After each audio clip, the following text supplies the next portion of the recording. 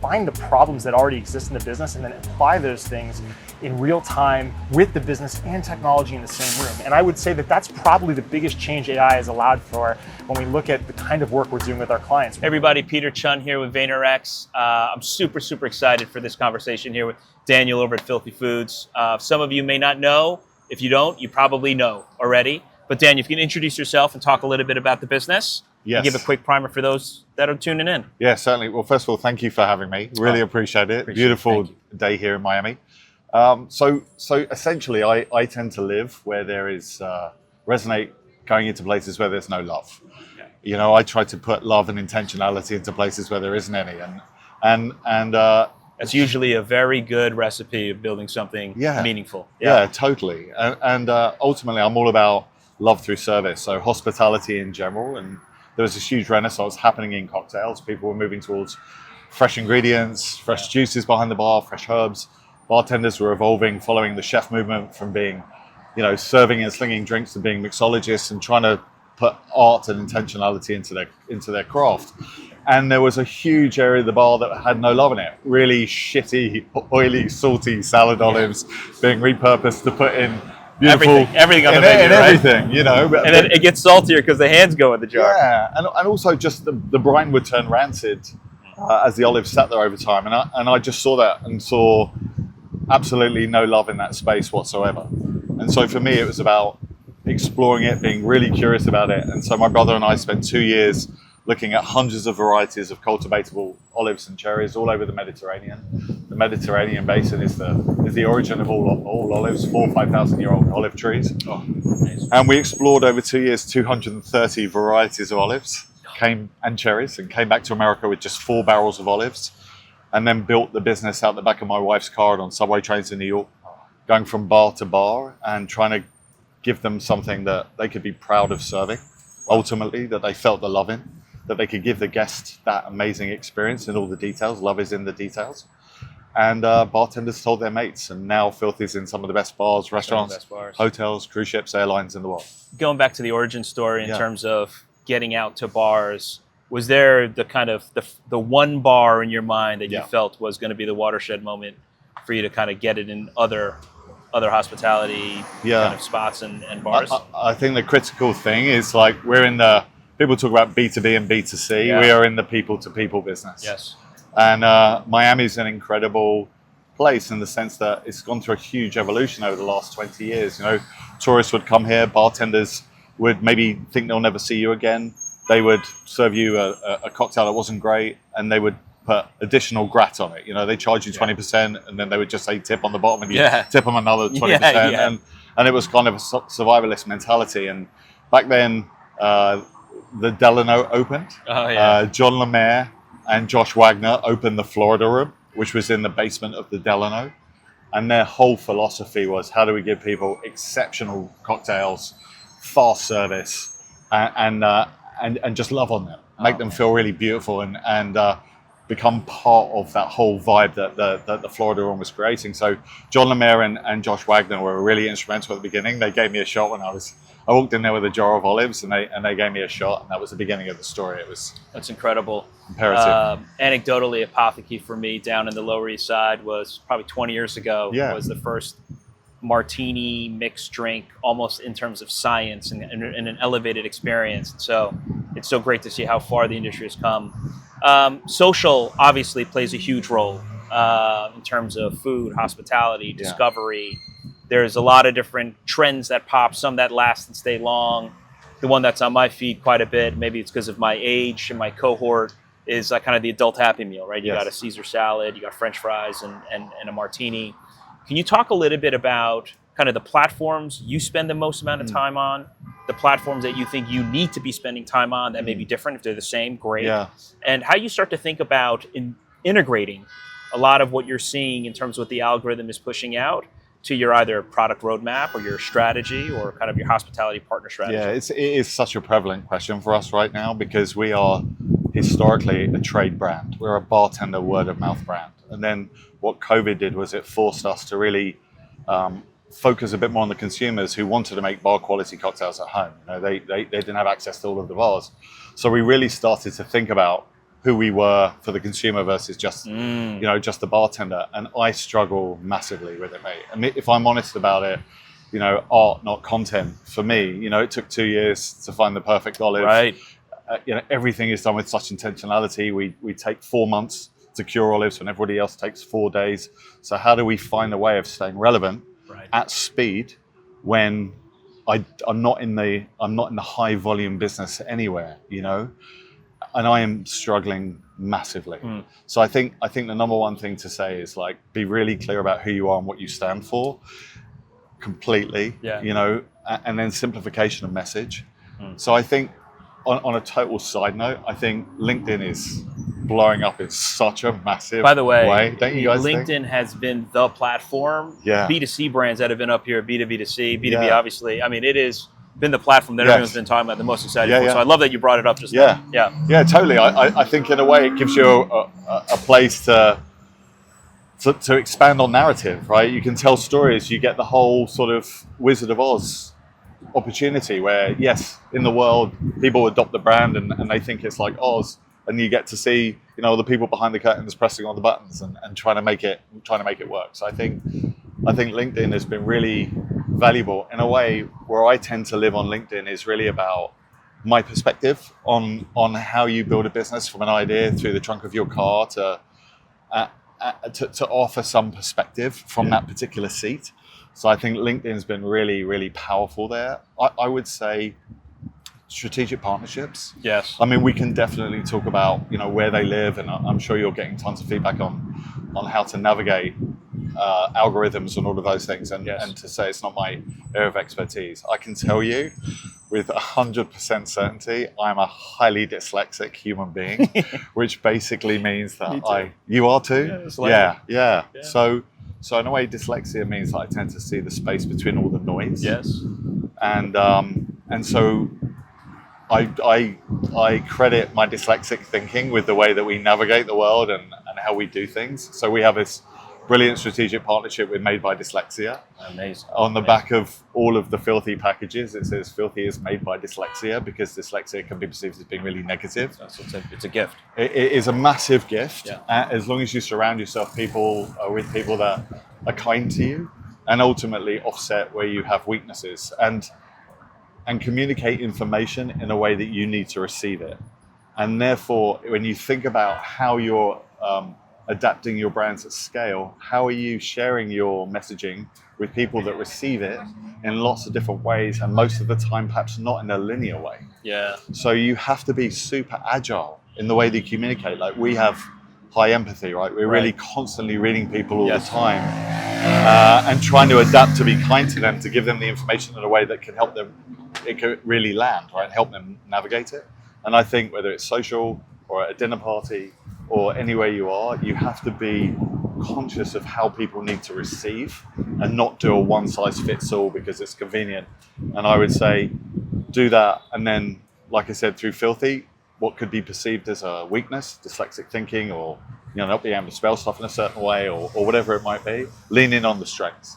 Empathy, communication, and shape the way you navigate the world individually with your strengths that could be perceived weaknesses, and just own that. So I don't know if any of that was coherent at all. It definitely was. And I think the thoughtfulness you just presented and spoke about, generally kind of the DNA of your organization, how it makes its way to the consumer, is likely why the business is so strong and doing so well.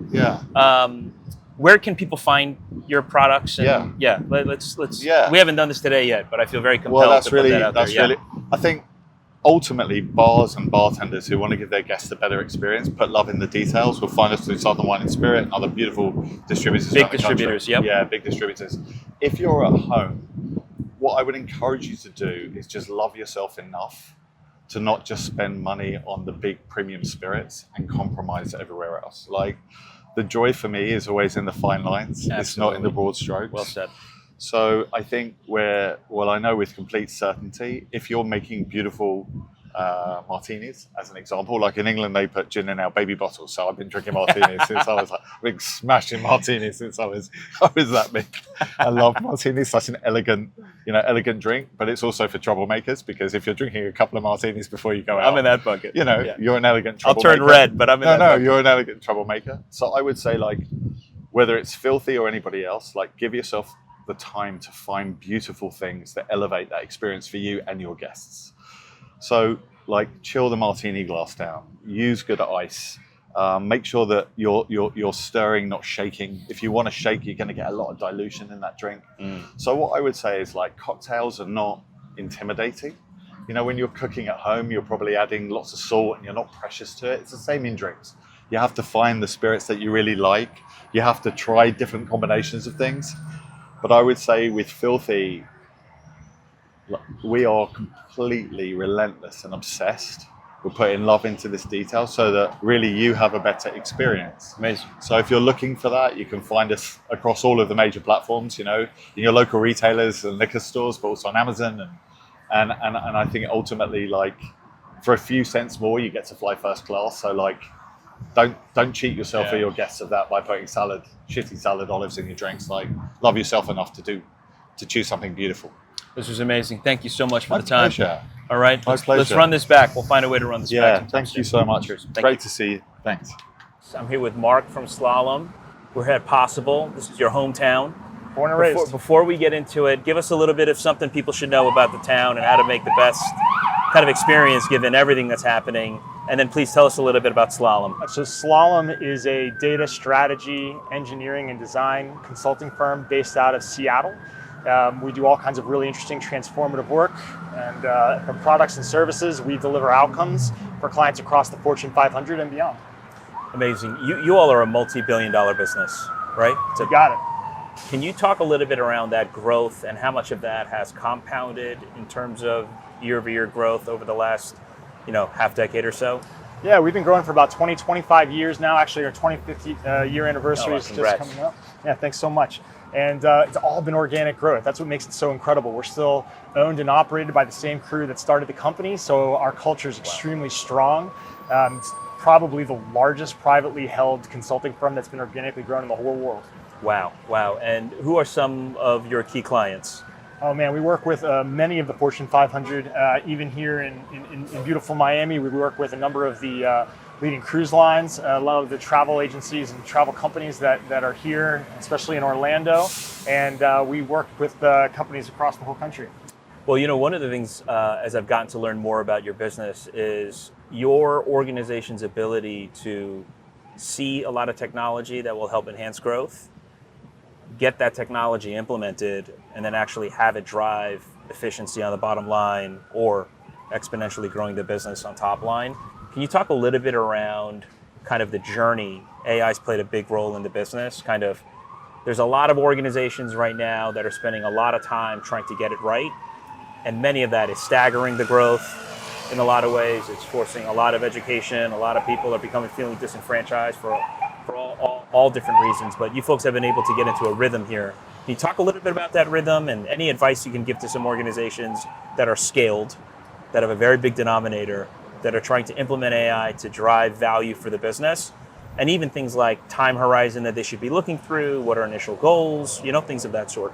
Yeah, it's a great question. So to the point, there's a lot of our clients who are excited about and are doing really, really interesting things in AI. But the biggest component that I would suggest to folks is to be really thoughtful about the strategy going in.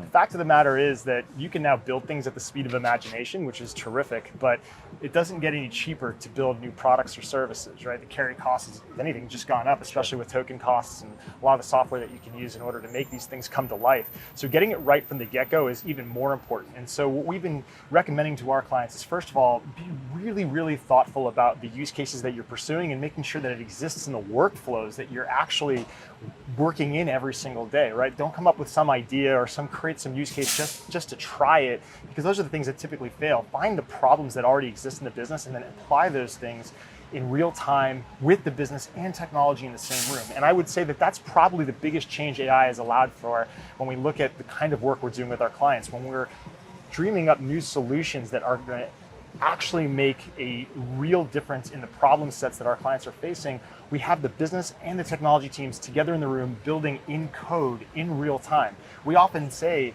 to our clients, we're going to ship more code with our designers than we probably will with engineers this year for the first time. And that's allowing us to move much, much quicker and to experiment with lots more solutions to get to the right answer in a way that's going to help us actually move the needle on the business. I think that's such an enormous call out on the doing it cross-functionally together in the room. I think we see so many disparate business units with some of the AI tooling feeling like they can do it on their own faster and quicker, disenfranchising a lot of the cross-functional stakeholders and then getting to a mediocre output that no one's vested in except the person that's proposing it. So that's super, super helpful. Let's end on one note. The business has been growing significantly. Marketing is always a part of the strategy. If you had to pinpoint something that has either surprised you in terms of its impact, what would that be? You know, I'm going to say something that you might not expect, which is to say that at the end, we can make content as fast as we'd like. We can make as much content as we want. And a lot of the companies that you'll see here at Possible, or in a lot of the organizations and networks that I have are talking about. But creativity is still the thing that matters most.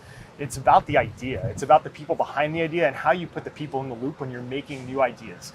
So for me, at the very core of it, it's how are you injecting that human component? How are you designing for humans with humans? And how are you bringing creativity to the forefront?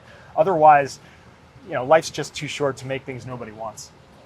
What a way to end it. Great piece of advice. Mark, thanks so much for joining us today.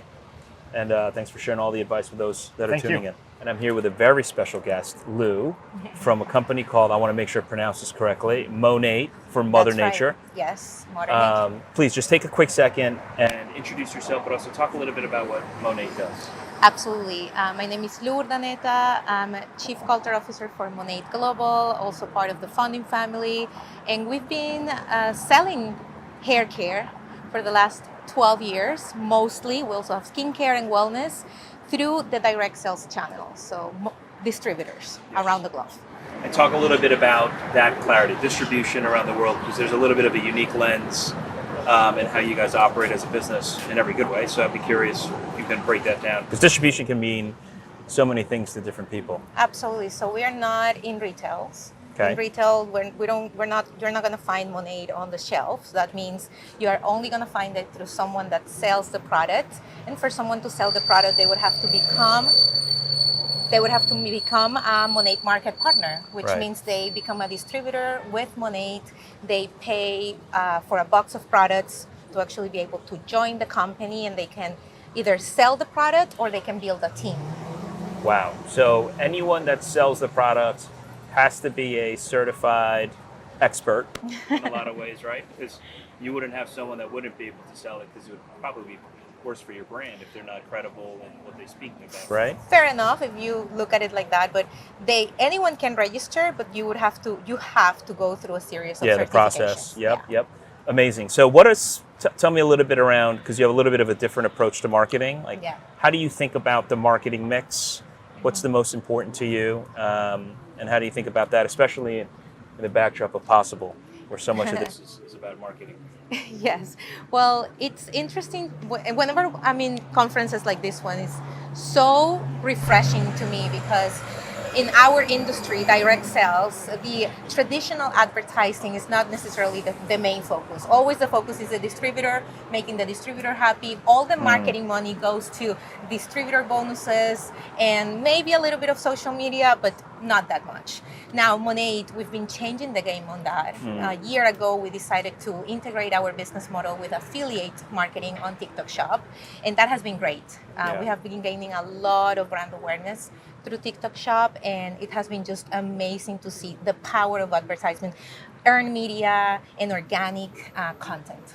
Well, it's amazing because affiliates are now a very, very big part of just the ecosystem more broadly, right? Instagram made a bunch of announcements where if you're a creator and you have more than 1,000 followers, you can actually activate links tied to the reels that you're making, and then in instances be compensated as an affiliate.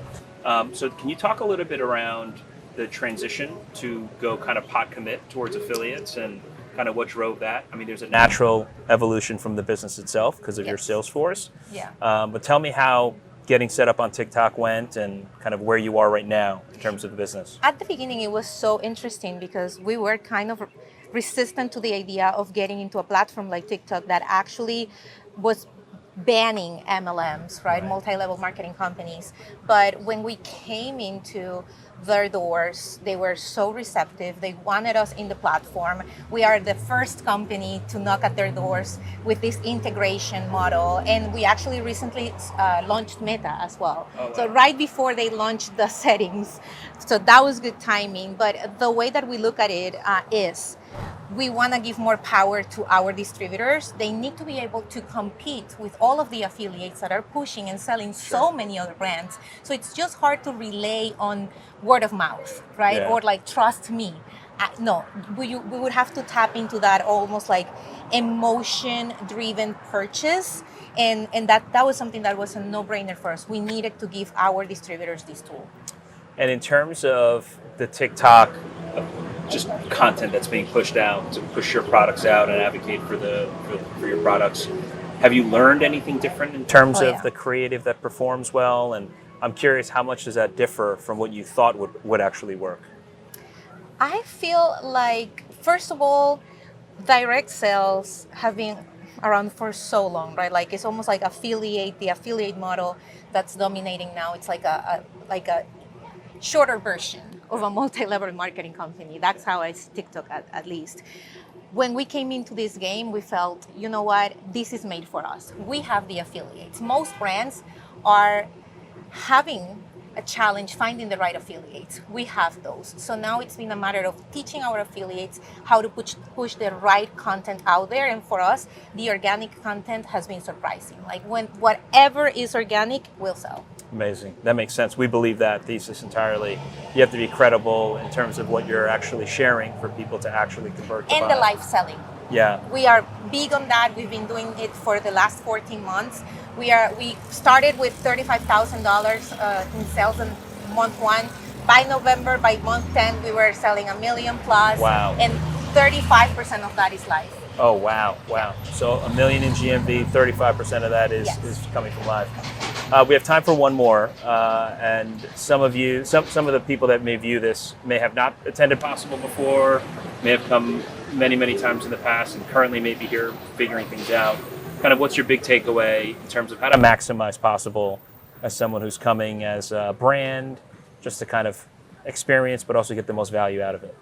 I love to get inspiration from what everyone's doing today. My big takeaway is volume. When you think about content volume, you might be thinking maybe 20, 50 posts a day. Today I heard 400 posts a day. And that was a huge takeaway because that's true. Like, us as consumers, we behave differently. And as brands, we should be trying to get to those consumers in every single different language possible. Amazing. Thank you so much. Thank you. Everyone be on the lookout for Monat. Very active on TikTok. There's live commerce. They're really leading the way in terms of affiliates and capitalizing on a platform and being very early on it. So looking forward to seeing how you all succeed and grow. Thank you so much.